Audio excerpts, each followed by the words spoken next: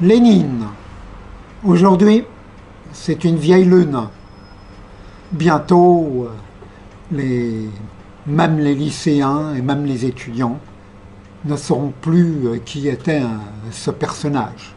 Tout au plus flotte-t-il dans la mémoire populaire européenne le nom de Staline. Mais sans Lénine, pas de Staline. Alors il nous faut bien y revenir.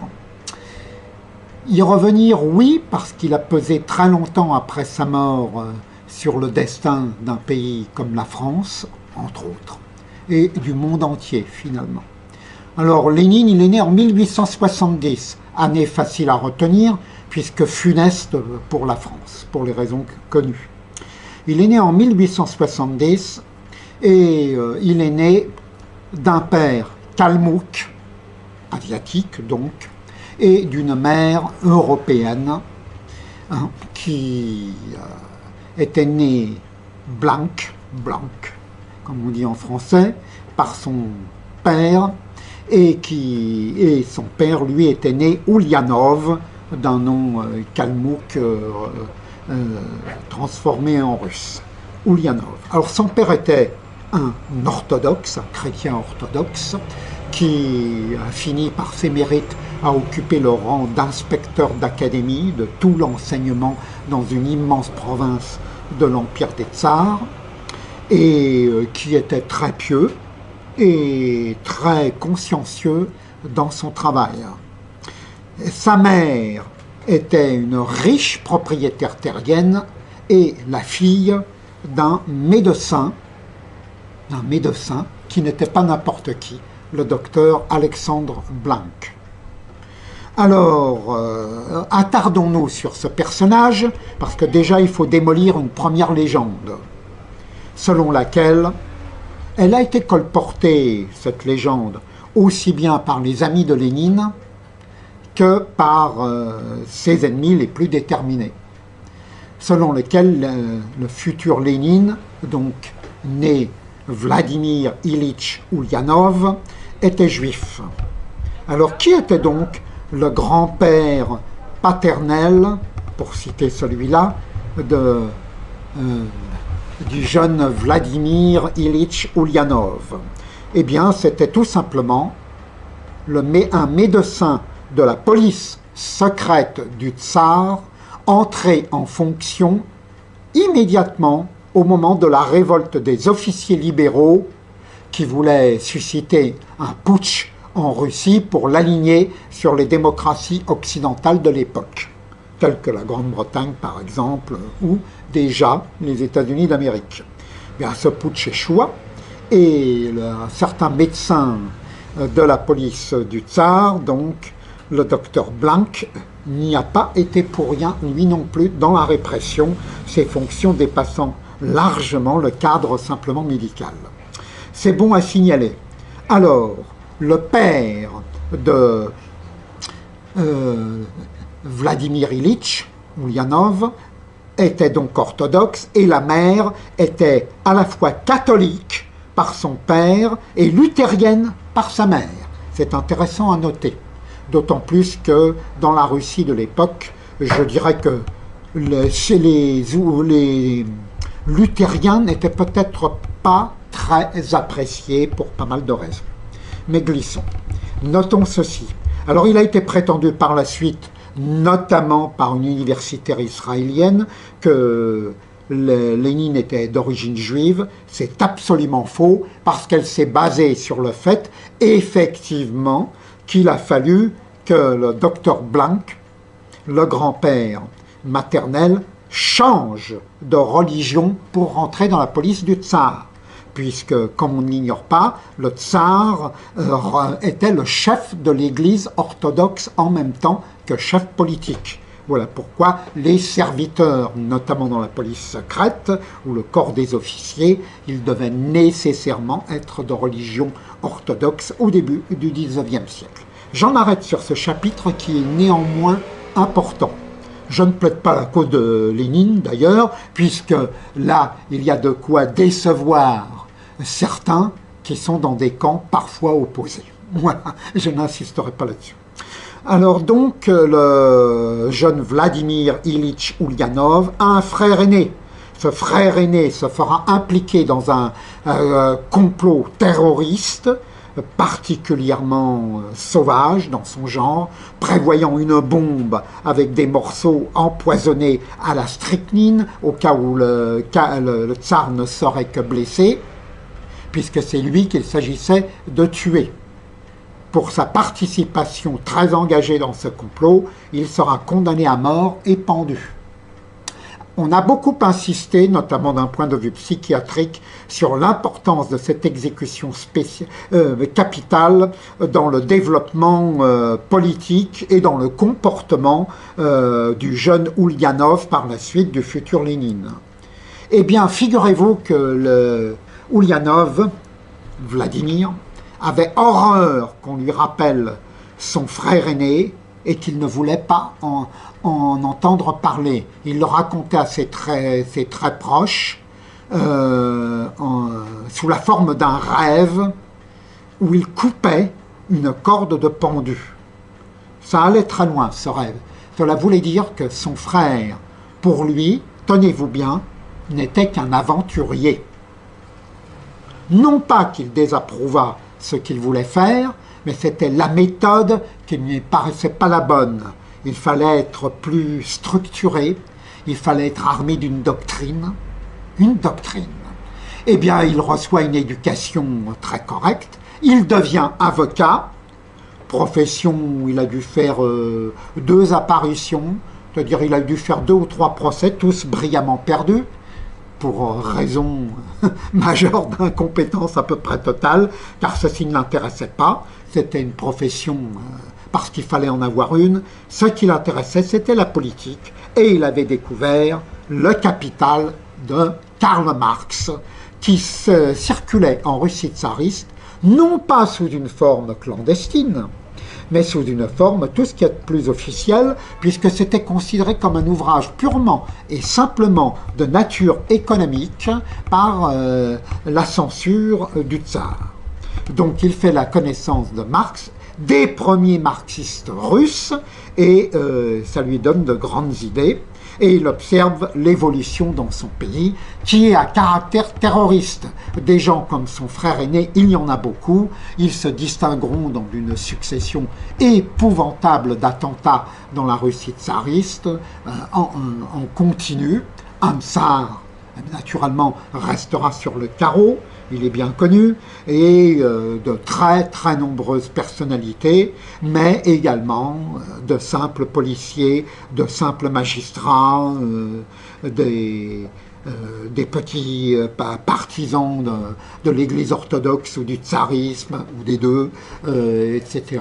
Très très nombreux, et il y aura de très nombreuses scènes de guerre civile. Je parlerai tout à l'heure brièvement de 1905. Donc, Lénine développe ses idées. Lénine. Au fait, d'où vient ce surnom? Eh bien, il est assez difficile à expliquer.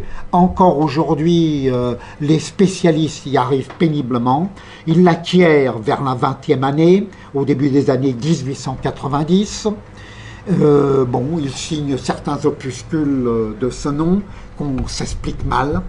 Mais il commence à lui donner une certaine notoriété, il est averti, puis arrêté par la police du tsar, il commence à avoir quelques ennuis, et finalement, naturellement, j'allais dire, ça désolera sa famille, non. Non, parce que son père était mort dès 1886, avant qu'il s'engage sur cette pente. Quant à sa mère, elle approuvera tout ce que fera son fils cadet.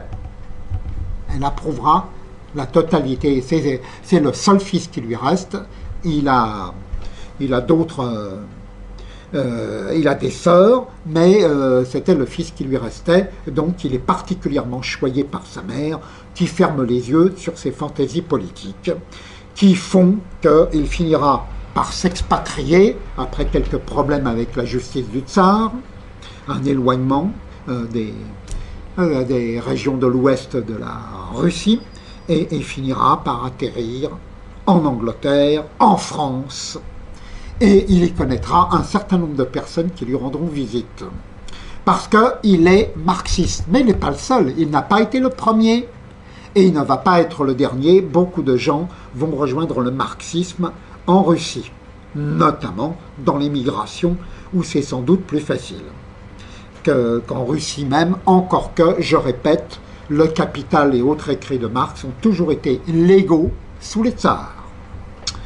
Donc, il connaît un certain nombre de personnes, des jeunes gens. Il était d'ailleurs très jeune encore à cette époque, au début de son émigration. Et il y a un parti social-démocrate de Russie qui s'est constitué sur une base purement marxiste. Ce sont tous des marxistes, mais avec différentes visions. Et il y a une vision très révolutionnaire qui va s'appeler le bolchevisme, par suite de l'intervention de Vladimir Ulyanov, dit Lénine, dans ces débats. Oui, parce que dans les congrès qui ont lieu à l'étranger, à Bruxelles, à Londres, 1903-1904 sont les années piques. À ce moment-là, Lénine a déjà 34 ans, le temps a passé, en 1904. Eh bien, le débat se déroule. Peut-on pratiquer le marxisme sur les tsars? Oui. Peut-on avoir des élus? Oui, par exemple, dans les conseils municipaux.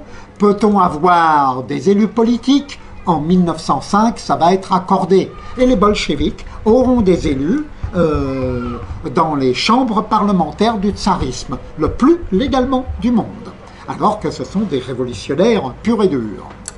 Donc, il y a un débat là-dessus. Lénine n'est pas contre l'utilisation des possibilités offertes par la démocratie bourgeoise ou les essais de démocratie tentés par l'autocratie russe, mais il a une vision assez différente, puisque déjà, il organise sa fraction, son groupe, dans le Parti social-démocrate, et notamment au niveau des finances.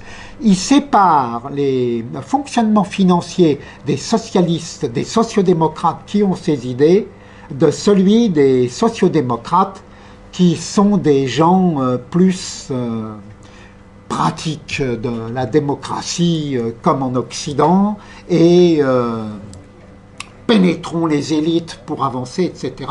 Il a une vision tout à fait différente.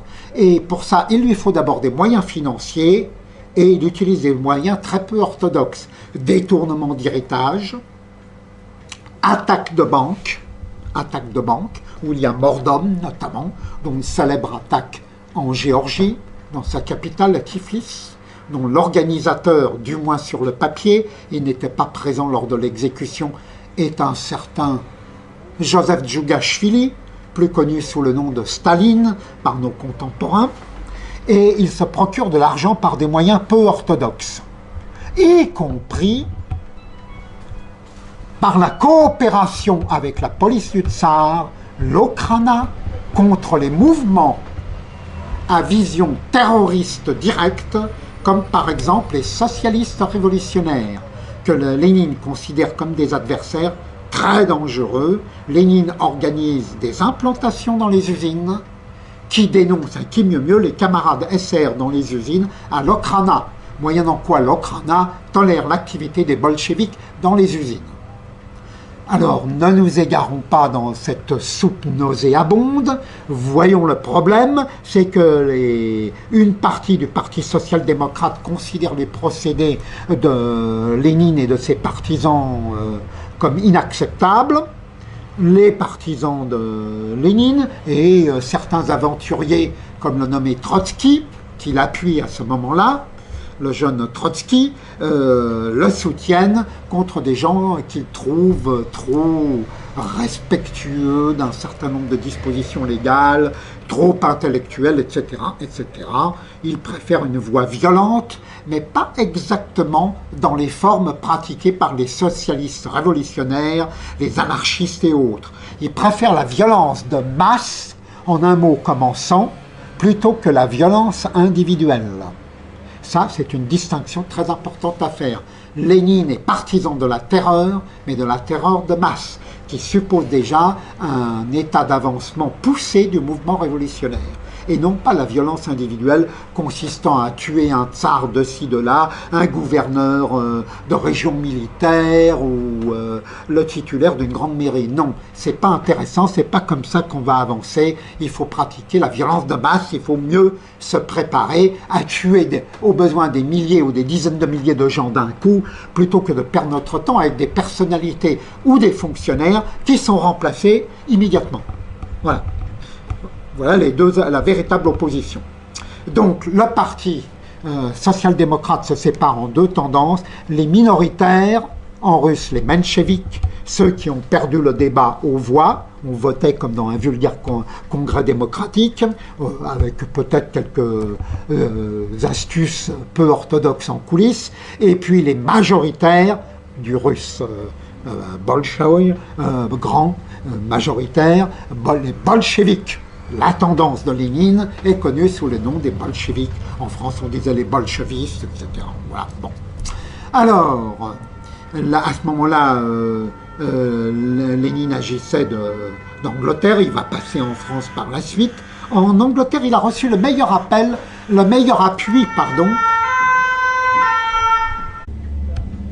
appui des églises protestantes. Nombreuses, y compris l'officielle, en Grande-Bretagne. Il tiendra d'ailleurs ces réunions politiques dans des temples ou dans des salles paroissiales consacrées.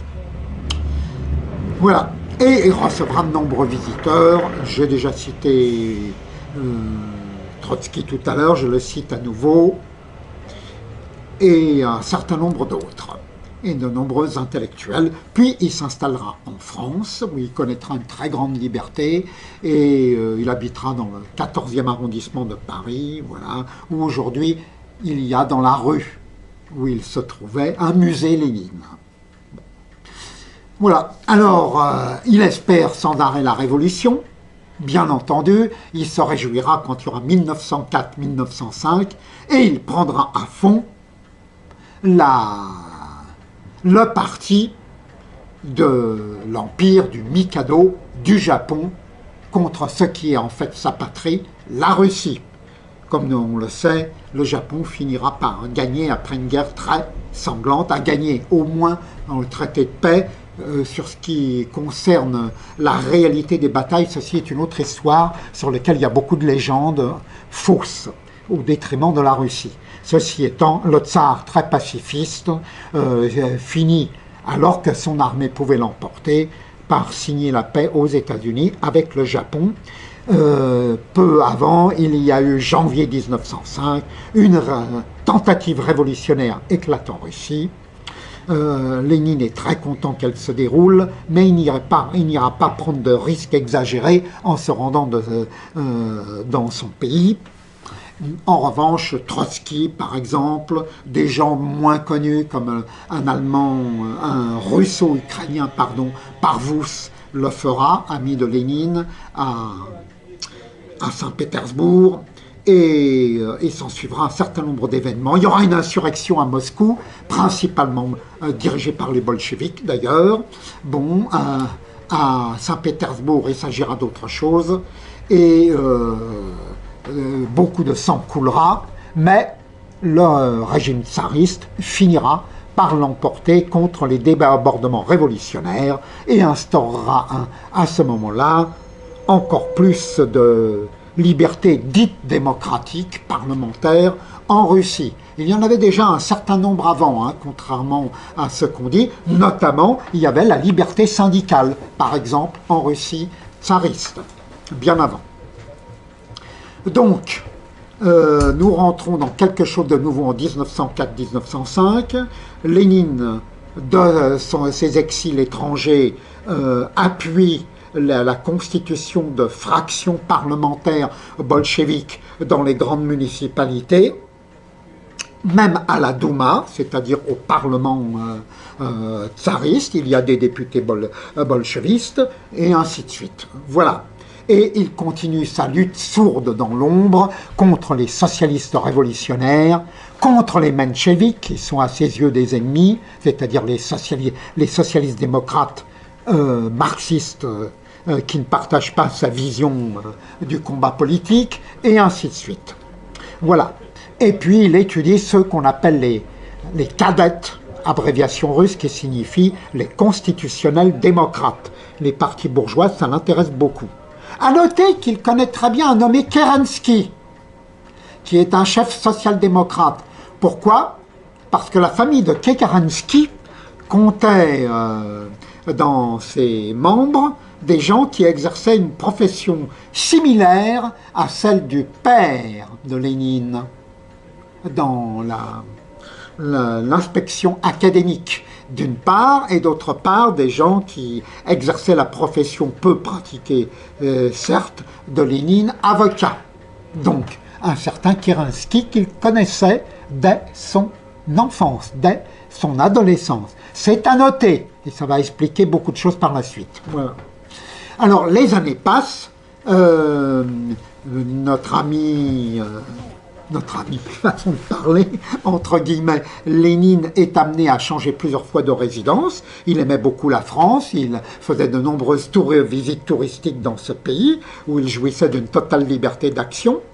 Mais finalement, il comprendra que, comme tout le monde d'ailleurs, que la situation politique internationale pourrait offrir l'occasion d'une nouvelle guerre, dans laquelle la Russie risquerait d'être impliquée. Alors déjà, la guerre russo-japonaise a servi à déclencher une révolution, certes avortée, mais prometteuse, où les bolcheviks ont joué quand même un rôle. Alors il se dit, si ça pouvait recommencer. Et il remarque qu'entre l'Empire austro-hongrois, Vienne, les Habsbourg et les tsars, ça pourrait dégénérer à cause de la situation dans ce qu'on a appelé par la suite la Yougoslavie. À ce moment-là, c'était le problème de la Bosnie-Herzégovine. Et donc, Lénine se dit oui, c'est intéressant, et il va dans la partie de Pologne à l'époque autrichienne, tout au sud. Il s'installe là-bas. Les autorités autrichiennes, sachant que c'est un révolutionnaire anti-national russe, n'y voient aucun inconvénient. Les ennemis de mes ennemis sont mes amis, pense l'administration policière viennoise, et tout se passe bien, sauf évidemment que le contrôle des différents éléments de son propre mouvement bolchevique pose problème. Trotsky l'ennuyait beaucoup avec son indépendance brouillonne, tantôt il est avec lui, tantôt il est contre lui, il fait des brochures contre Lénine, et puis après il se réconcilie, et ainsi de suite, ça n'en finit plus. Donc Trotsky lui tape sur le système, alors Lénine apprécie modérément. Enfin, il a toutes sortes de problèmes, y compris des problèmes d'argent. Il y a un procès au sujet de l'argent qui est détenu par les sociodémocrates allemands entre les deux factions menchevique et bolchevique, pour savoir qui hérite de cet argent qui est donné en héritage, mais que gèrent les sociodémocrates allemands, une histoire de fou. Bon, voilà, les expropriations, les ex de bandits ou de chefs de bandits comme Staline et autres, ou des noms plus connus dans le domaine du banditisme, mais peu importe, rapportent, mais quand même, c'est difficile de sortir de l'argent. On se met dans la fausse monnaie, mais la police française, en particulier les polices européennes, arrivent à arrêter les faussaires membres du parti bolchevique. J'en citerai un seul, Litvinov, futur des ministres des Affaires étrangères de Lénine. J'arrête. Oui, la police française arrête des faussaires, parmi eux de faux roubles, parmi eux un certain Litvinov qui deviendra ministre des Affaires étrangères de Lénine par la suite. C'est bon à noter au passage. Voilà. Et alors un certain nombre de choses se produisent, et bien que passant sa vie à étudier la situation géopolitique et autres, Lénine, comme beaucoup d'ailleurs, je ne jette pas la pierre qu'à lui, eh bien il ne prévoit pas ce qui va éclater, c'est-à-dire la Grande Guerre, la Première Guerre mondiale, et il va en être immédiatement victime, car il a beau lutter contre le tsarisme avec la tolérance de la police impériale autrichienne, il est un sujet russe, il est un sujet du tsar. Et donc il est prié de déguerpir immédiatement de l'Autriche, la préfecture de police le fait prévenir, de Vienne, il doit partir immédiatement, sinon il sera mis dans un camp d'internement. Et donc il passe en Suisse, où il va résider à partir de ce moment-là. Trotsky disparaîtra également. Voilà. Alors, pendant la Première Guerre mondiale, il séjourne en Russie, et il lance le mot d'ordre « Transformer la guerre étrangère en guerre civile ». Les soldats russes doivent tourner leurs armes contre le régime tsariste et ne pas s'occuper des Autrichiens ou des Allemands. L'ennemi numéro un, c'est la domination du capital ou de la monarchie dans tel ou tel pays. Mot d'ordre d'ailleurs valable également pour la France, sauf qu'il y a beaucoup moins de bolcheviks et pour cause. Quoique, il y en aura quelques-uns par la suite. Voilà, mais pour tous les pays. Transformer la guerre étrangère en guerre civile.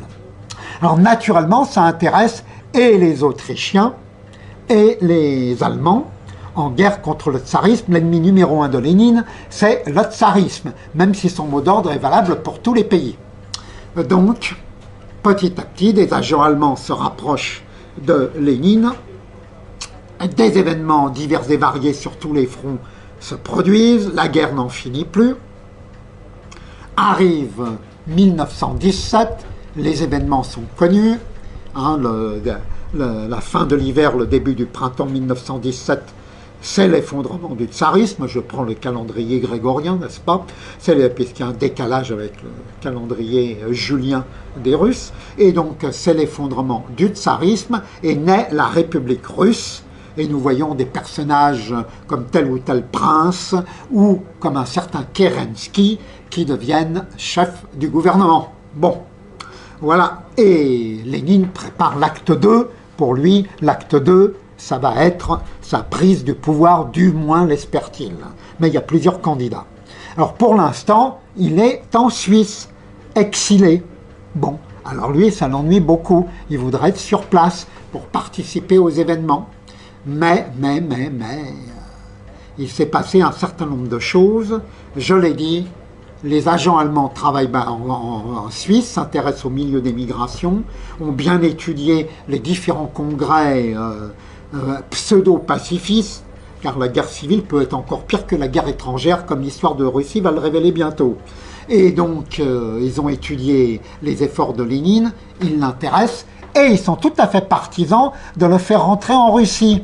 Mais l'Allemagne est toujours en guerre contre la Russie, il va falloir faire un tour de passe-passe dans un train discret, et financé par les Allemands, Lénine va opérer avec la bénédiction de l'armée, de l'administration allemande, du gouvernement allemand au niveau suprême. Il va opérer son retour en Russie et il va pouvoir, avec un décalage, être sur place, avec un retard, et travailler à sa propre révolution. Et il va y travailler sérieusement, puisque quelque temps après, grâce au coup de main providentiel des services de Guillaume II, il est sur place, eh bien il va se produire ce qu'on a appelé la Révolution d'octobre, qui n'est qu'un vulgaire coup d'État militaire. Les unités militaires les moins sûres, les plus travaillées par la propagande bolchevique, ou tout simplement pacifiste, ou là où il y a plus de gens travaillés par des idées de désertion ou de lâcheté pure et simple, se trouvent à l'arrière. La capitale, Saint-Pétersbourg, appelée maintenant Pétrograd, connaît des tas d'unités dont les soldats n'ont qu'une seule préoccupation, ne jamais retourner au front, ne pas risquer d'être tués ou blessés en se battant contre les Allemands. Là, il est facile de faire triompher les idées de Lénine, et un coup d'État militaire sera organisé, un double coup d'État militaire. C'est une partie peu connue, car en fait Trotsky travaille pour son propre compte, Lénine et ses acolytes travaillent pour le leur, tout ça se mêle, et finalement les anarchistes sont dans leur coin, etc., etc. Tout ça aboutit à un coup d'État militaire, hein, le 7 novembre 1917, selon le calendrier grégorien. Le coup d'État s'est produit en quelques heures. tout le système républicain s'effondre de façon particulièrement lamentable. Kerensky prend la fuite dans une voiture militaire américaine. Bon, lamentable fin de la démocratie pseudo-occidentalisée en Russie. Et puis voilà. Et Lénine est le maître d'un seul coup de quelques centaines de kilomètres carrés à Pétrograd et autour de Pétrograd. Et il va naturellement n'avoir qu'une idée, étendre tout cela. Et bientôt va commencer une atroce guerre civile, celle qu'il voulait, et qui va durer jusqu'en 1921, jusqu'à fin 21, début 22, sans compter des épisodes annexes. Mais ceci est une autre histoire. Et voilà. Et à ce moment-là est constitué le gouvernement bolchevique, dans lequel nous trouvons évidemment un certain Trotsky, et nous trouvons également un nommé Staline in extremis. C'est le seul qui n'est pas par ordre alphabétique, car il a été rajouté à la dernière minute. Ça se voit très bien sur la Pravda du jour. Bon, voilà, ce gouvernement est constitué. Et il se met au travail, et il joue sur les divisions entre les ennemis du bolchevisme, et il joue sur l'ambiguïté des Occidentaux. Les Occidentaux s'imaginent qu'ils vont mettre Lénine et compagnie dans leur poche et leur faire continuer la guerre ou reprendre la guerre contre les Allemands, exactement comme Kerensky qui avait maintenu le front de l'Est, si on regarde du côté par le regard allemand, qui avait maintenu le front de l'Est, qui immobilisait de nombreux soldats allemands, et donc ils se disent on va pouvoir faire la même chose avec Lénine. Lénine, par des agents divers et fort nombreux, réussit à intoxiquer Anglais, Français, Américains, où il y a des éléments d'ailleurs pro-communistes dans les trois nations, et à jouer là-dessus. Mais en attendant, la pression militaire des Allemands augmente, et nous avons les fameuses négociations de Brest-Litovsk, à contre-cœur, parce qu'ils se méfiaient de Trotsky. Lénine finit, bon gré mal gré, à se rallier aux idées de Trotsky, qui a été d'abord ni paix ni guerre, ce qui était une aberration totale, parce que les Allemands ont tout de suite compris, ni paix ni guerre, ça marche pas. Ils ont commencé une avance en direction de Pétrograd. Alors évidemment, le front des hordes bolcheviques s'est effondré à ce moment-là. Bon, Lénine a compris que c'était sérieux, et après il y a eu les fameuses négociations de Brest-Litovsk, que Lénine a entérinées contre la vision d'une partie bolchevique, les partisans de Trotsky et d'autres, qui voulaient tenter une guerre révolutionnaire, qui leur aurait été sans doute à l'époque fatale, début 1918. Mais pour le prix d'un tiers de la Russie, l'Ukraine en particulier tout entière, pour ne citer que ça, bon, tous les pays baltes, j'en passe et des meilleurs, etc., etc., ça serait trop long à décrire tout ce qu'ils ont cédé. Pour le prix d'un tiers du territoire, eh bien, amputé, la Russie se trouve en paix avec l'armée allemande qui a fait une prodigieuse avancée à la grande déception des puissances occidentales qui voulaient fournir armes et munitions aux bolcheviks, qui sont déçus, mais il se passe des choses étranges sur le front à l'ouest. Les offensives allemandes du printemps 1918 et de l'été 1918 vont échouer. Lénine, comme tout le monde, suit cela. Et finalement, il comprend qu'il va falloir tourner kazakh. L'ambassadeur d'Allemagne à Moscou est assassiné.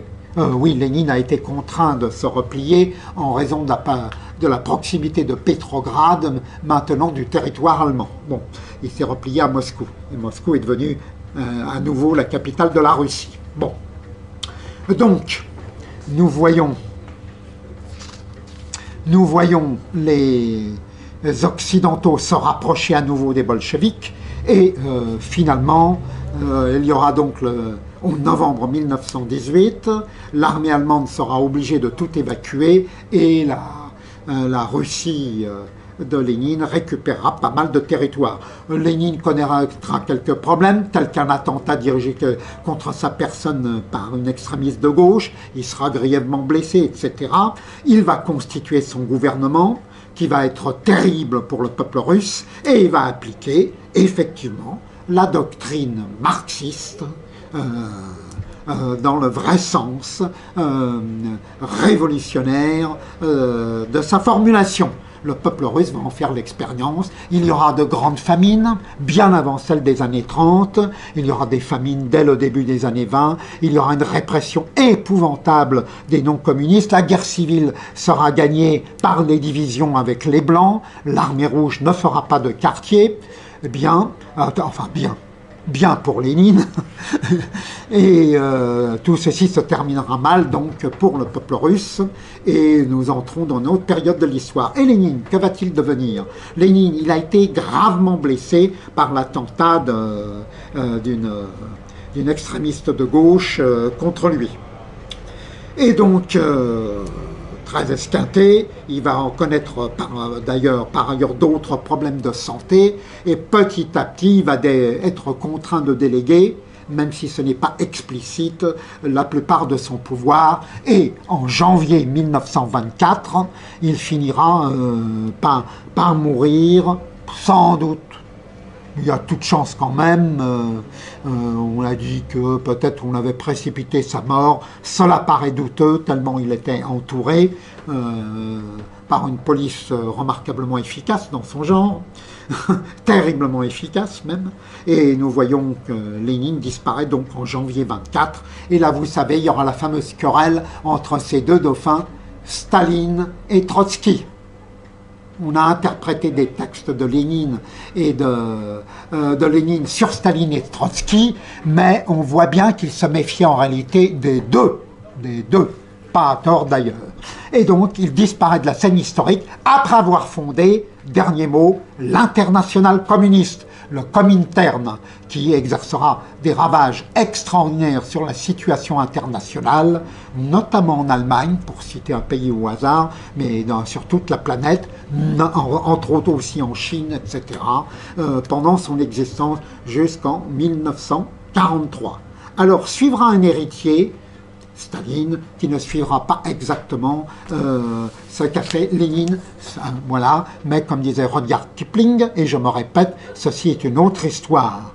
Je devais vous parler aussi du léninisme, c'est-à-dire de pratiques qui ne sont pas dans Marx, qui sont simples du combat politique, mais réservons ceci pour une autre partie.